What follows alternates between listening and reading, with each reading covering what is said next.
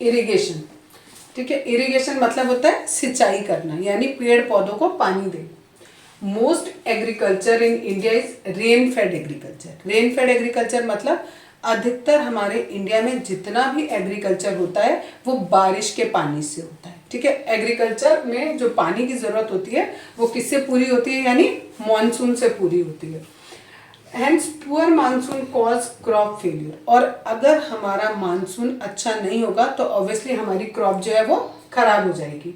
इसलिए हमें बहुत सारे अलग मेथड्स यूज करने पड़ते हैं इरिगेशन के लिए। ठीक, बहुत सारे अलग अलग मेथड जो इरिगेशन के लिए यूज करते हैं वो डिपेंड करता है, किस चीज पर डिपेंड करता है कि वो किस जगह से आप उसका वाटर रिसोर्स कहाँ है, कौन सा है। यानी सपोज करो आपके पास एक बहुत बड़ा खेत है, उस खेत में आपको इरिगेशन करना है, मींस पानी डालना है उसमें, और आप रेन के ऊपर डिपेंड नहीं होना चाहते हो तो आपको और सारे तरीके ढूंढने पड़ेंगे। वो तरीके कौन कौन से होते हैं या कहाँ कहाँ से आप पानी ले सकते हो।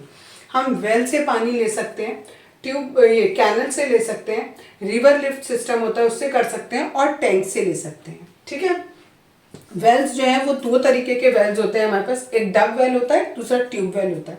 जो डग वेल होता है वो क्या करता है, उसमें जो आपके स्ट्रेटाज होते हैं, स्ट्रेटा मीन्स होता है एक्वाफर जिसे आप बोलते हो। ठीक है, आप लोगों ने ज्योग्राफी में पढ़ा होगा शायद एक्वाफर। पत्थरों के नीचे जो आपका बारिश का पानी होता है वो पहले जमीन में मिट्टी के नीचे जाता है, मिट्टी के नीचे पत्थर है, पत्थरों के नीचे जाता है, और पत्थरों के नीचे जगह वो एक जगह इकट्ठा हो जाता है, वो जगह कहलाती है स्ट्रेटा। ठीक है, या उसे हम कहते हैं एक्वाफर। तो यहाँ पर ये जो डग वेल है, यहाँ पर ये जो पानी मिलता है वो इसी स्ट्रेटा में से निकाला जाता है, और वहां से स्ट्रेटा में से पानी को निकाल के हम उसे इरिगेशन में यूज कर लेते हैं। ठीक, दूसरा है ट्यूब वेल। ट्यूब वेल में भी हम लेते तो स्ट्रेटा से ही पानी है, लेकिन जो ये वाला स्ट्रेटा था उसके भी नीचे और डीप में चले जाओ, ठीक है, वहां से पानी लेते हैं हम किसमें, ट्यूब वेल में। ठीक है, और उस पानी को लेके हम इरिगेशन करते हैं। दूसरा तरीका है कैनल्स का। Canals receive water from one और मोर रिजर्वायर्स और फ्रॉम रिवर। रिजर्वायर होते हैं, ऐसी जगह होती है जहां पर पानी को कलेक्ट करके रखा जाता है, दैट आर कॉल्ड रिजर्वायर्स। तो ये कह रहे हैं कैनल्स के थ्रू। ठीक है, कैनल्स क्या होती हैं, आपकी हिंदी में अगर आप बोलो तो नहर बोल सकते हो।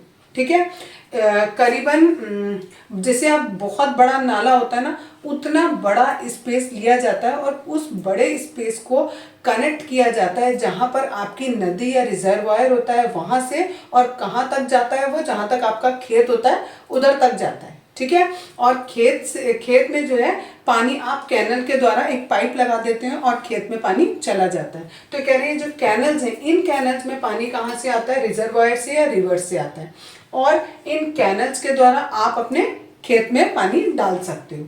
अगला सिस्टम दिया है रिवर लिफ्ट सिस्टम। इसमें हम क्या करते हैं, यहाँ पर देखो हमने क्या किया, रिवर का पानी हम पहले कैनल में लाए और कैनल से हमने पानी को यूज किया।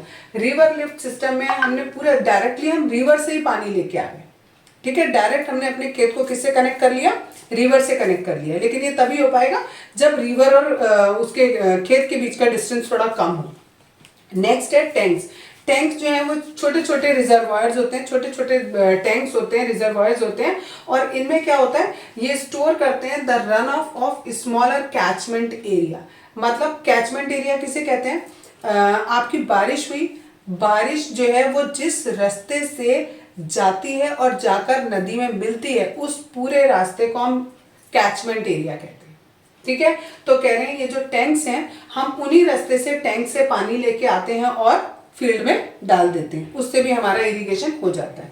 और आजकल के समय में हम और भी दो नए मेथड यूज कर रहे हैं, that is rain water harvesting कर रहे हैं और वाटरशेड मैनेजमेंट यूज कर रहे हैं। ठीक है, इनका डिटेल आपके सिलेबस में नहीं है, तो केवल आपको इतना ही याद रखना है कि न्यूली अगर जो हम तरीका अपना रहे हैं इसको इरिगेशन करने के लिए, तो हम उसमें रेन वाटर हार्वेस्टिंग और वाटरशेड मैनेजमेंट का भी यूज कर रहे हैं।